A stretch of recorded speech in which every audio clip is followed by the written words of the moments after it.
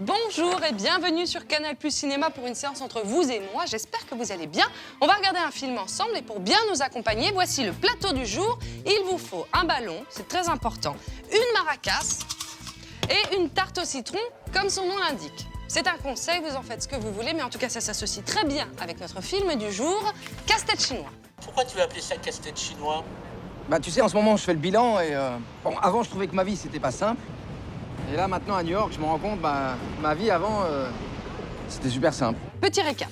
Dans l'auberge espagnole, Xavier était étudiant Erasmus à Barcelone. Dans Les Poupées Russes, il tombait amoureux d'une Anglaise à Londres, mais il couchait avec une mannequin à Moscou.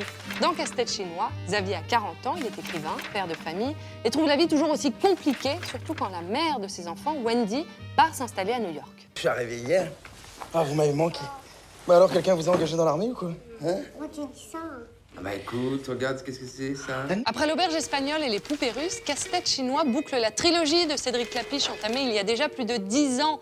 Une fresque générationnelle qui ressemble au monde d'aujourd'hui, où Klapisch n'hésite pas à évoquer de nombreux sujets de société qui font débat, comme la famille recomposée, l'immigration ou encore l'homoparentalité.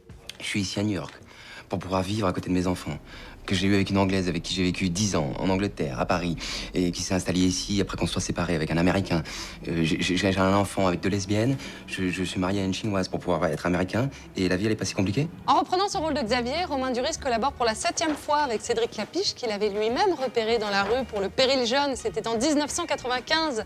L'acteur retrouve ses partenaires féminines des 2 premiers volets, Audrey Tautou, Kaylee Riley et Cécile de France. Spéciale dédicace à un homme qu'on connaît bien chez Canal+ Cinéma, Dominique Besnéard, parfait en éditeur de Romain Duris. C'est un vrai régal en tout cas de retrouver ces personnages avec qui on a grandi. Alors bon film.